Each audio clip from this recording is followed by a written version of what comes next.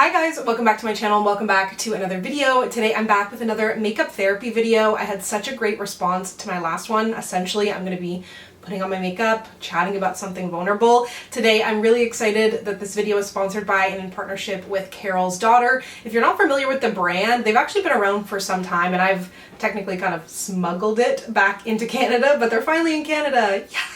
We love to see it, especially loving this new black vanilla line that I'm going to be chatting with you about. So I'm going to show you the curls, and that's exactly what we're going to be talking about today is the curly hair journey.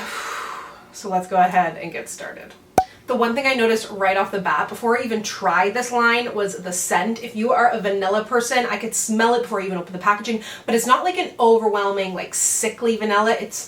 It is so good. So first up in the shower, I'm using the Carol's Daughter Black Vanilla Luscious Moisture Shampoo. As I mentioned, it's good for dry, dull, and brittle hair, which is unfortunately me, but that's what we're here to fix today. And there's no sulfates, parabens, or artificial colors in there. I really love this shampoo because it has that nice balance of moisture, leaves my hair like really feeling manageable, a little more soft and shiny, and sulfate free, like I said, color safe, and leaves my hair with that like kind of natural moisture. Because my hair is shorter now, I almost am trying to find, in some ways, lighter products because my hair can be weighed down a little bit more easily now, which is new to me. Then up next for conditioner, lots and lots of this. This is the Carol's Daughter Black Vanilla Luscious Moisture Conditioner.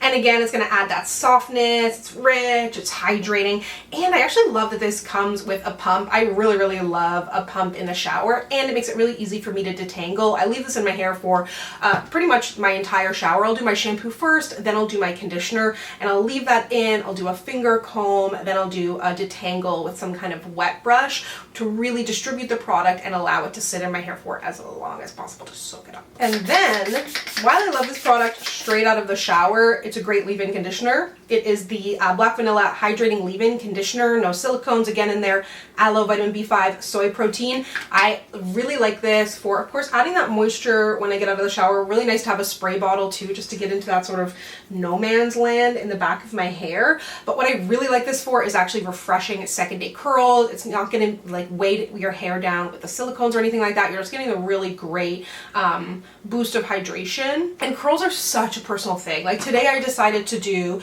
a combination of air dry and diffuse. Sometimes I'll just use the leave-in, sometimes I'll use some styling products as well.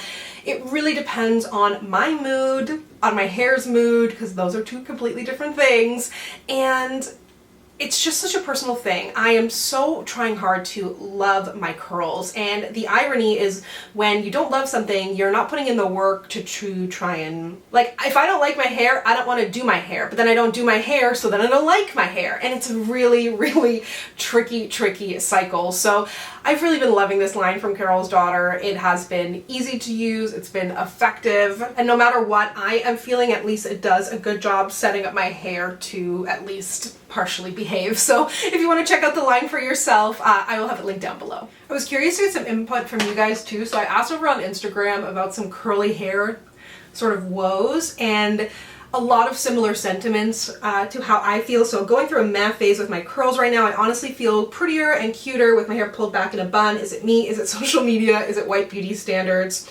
I find curly hair so expensive. Still trying to accept my natural curl texture. Used to only wearing box braids and I don't anymore. What has helped you accept your hair in its natural pattern?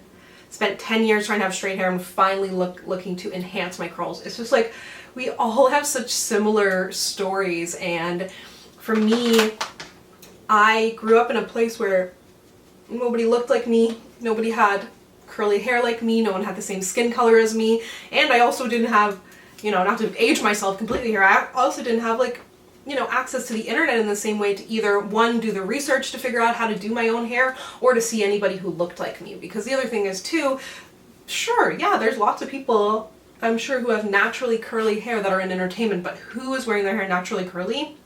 Almost nobody that I can think of. So when I say that, I sort of joke with friends, I might have said it online, I'm not sure, that it's like exposure therapy for me to wear my hair out and curly. Like, I mean that in a lighthearted way, of course, but in some ways not. Like, it's really hard to have a job where like I have to be on camera, and I do not feel like myself like this. This doesn't feel like me. People tell me my curls are pretty all the time, and I know people will do it on this video, and it doesn't matter how many times people say it until I'm able to accept it myself. I literally was walking down the street on Monday. Today is Wednesday. Unnecessary added information. But literally a guy rollerbladed by me as I was like feeling a type of way with my hair and was like, "I love your hair," and then he tripped and fell in a hole actually shortly after that, but he was okay. And I uploaded an empties video a couple of days ago, and I didn't like my hair to the point where I almost didn't upload the video, and almost every comment on the video is somebody complimenting my hair.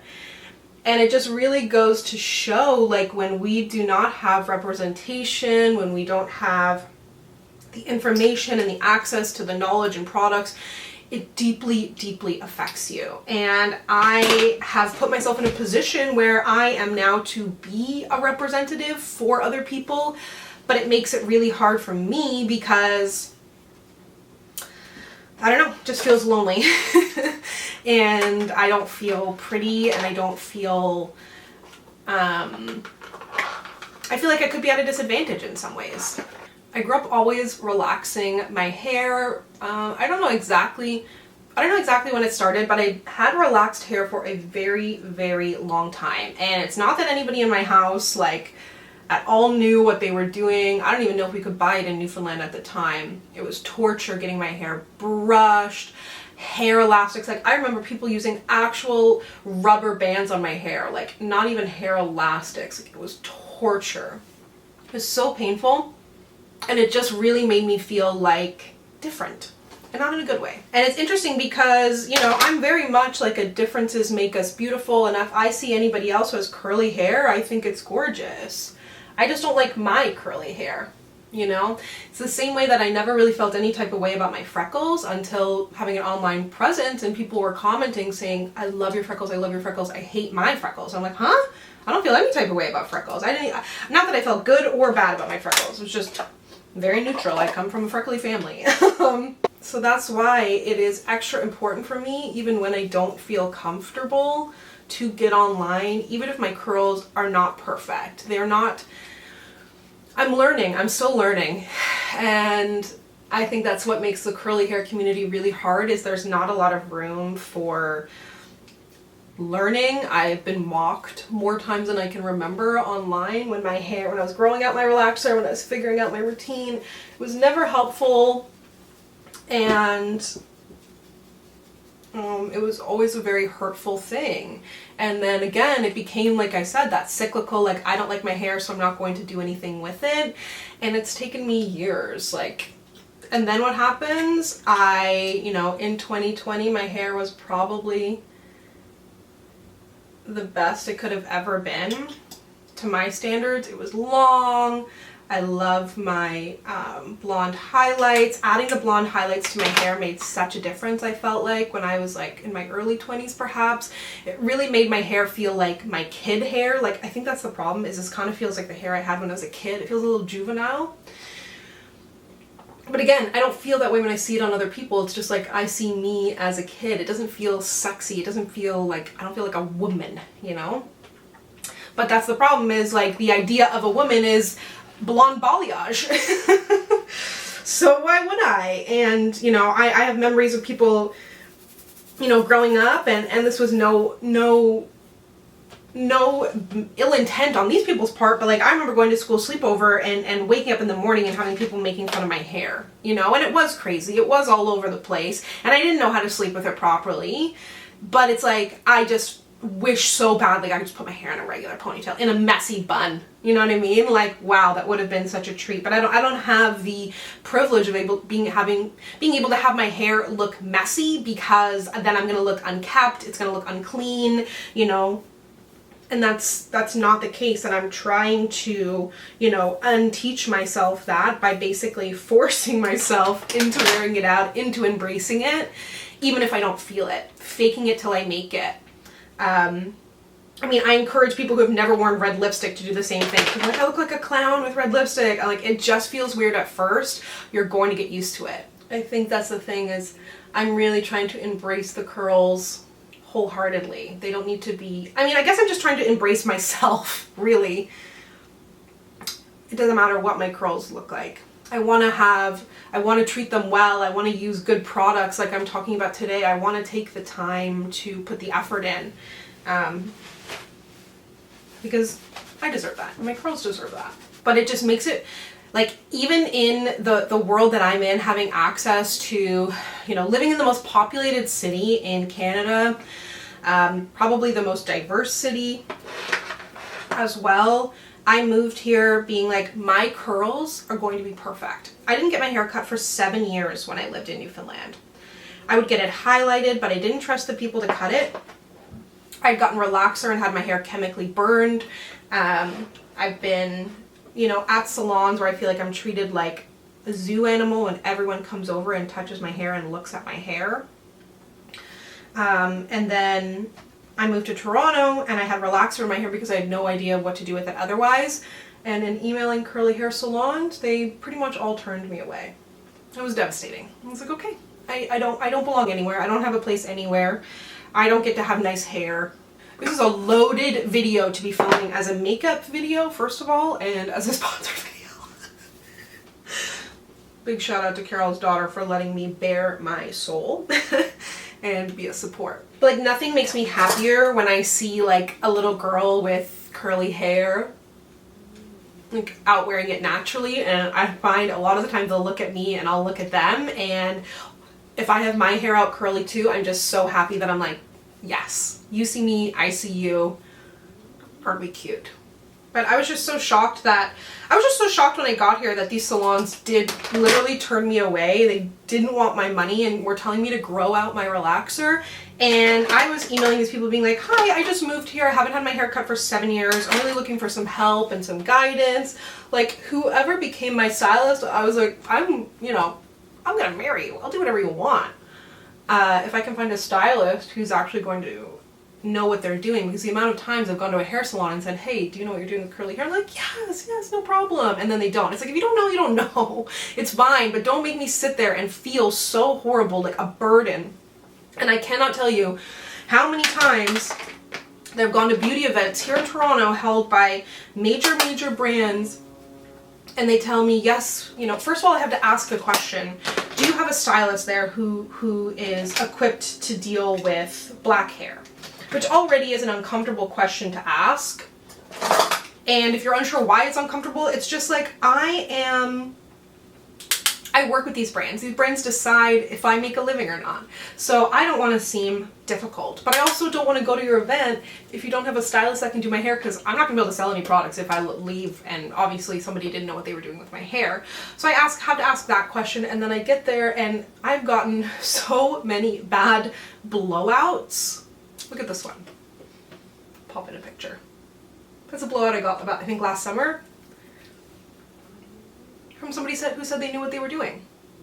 And it is so embarrassing. It makes you feel like you don't belong. It makes you feel like you are difficult. Makes me worry if I'll get a chance to even work with them, because I cannot talk about the products if they're going to give me a horrible blowout.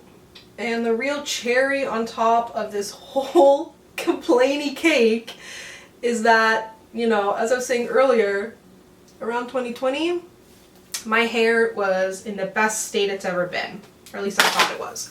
It was long, it had the highlights, it was doing what I needed to do, I felt good about it. What felt like out of nowhere, but also not. I noticed I had gotten highlights done, and normally my highlights will last for like a year, and they didn't. And I was like, is it because I went to a new stylist? I did eventually find a stylist, but now I've since lost that stylist. So if you have a Toronto stylist recommendation, link it down below. But I went to a new stylist. I was like, yeah, I got my hair highlighted, and it's like all the highlights fell out.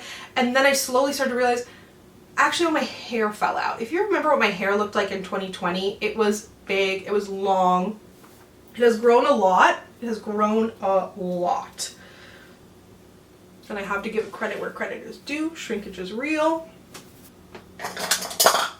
But I lost probably 50% of my hair. That's what it feels like anyways, and that's what it kind of looks like. I have since colored my hair, so the blonde is now, you know, completely gone, but the blonde had more or less fallen out. It was so thin, the length was gone, but in some ways it was also, it was like thin but thick. Like I had lost a lot of hair, but because I lost a lot of length as well, it's so much tighter to my head. The curls are tighter, it shrinks so much more, it makes my head hotter, like everything changed, and I felt really bad, and I don't know exactly what happened. If I had to guess, a number of things, but it could have been a really bad big breakup. It could have been a really bad, followed by a really bad small breakup. I also got sick in there somewhere a couple of times. Pretty sick. Physically, mentally. It's been rough, and my hair was like, I'm gonna reflect the year you've had. And I'ma head out. So it did, and I've checked with my doctor, blood work, etc. This is all like about a year ago now at this point that I really noticed it all starting to happen. There's something about wearing my hair out. I will say though, okay, so let's get into a little positivity here. There's something about the white dots around my eyes plus the curly hair that really makes me happy. And now that it's kind of grown out a bit, I am starting to enjoy it more. This darker color, like the shine, you can see a lot more.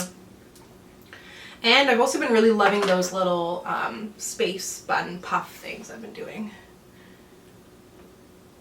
Wait, am I supposed to have winged eyeliner on for this? I think I do winged eyeliner.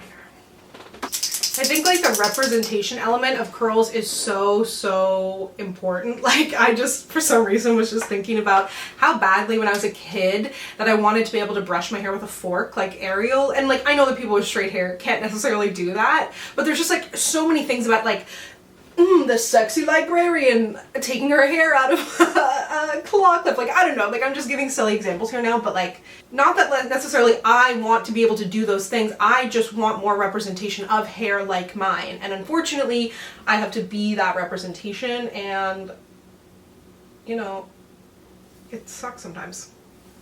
It really does. And we don't need, obviously, like external validation as much as anybody's like, you don't need to be externally validated, like you should validate yourself. And like, yeah, sure,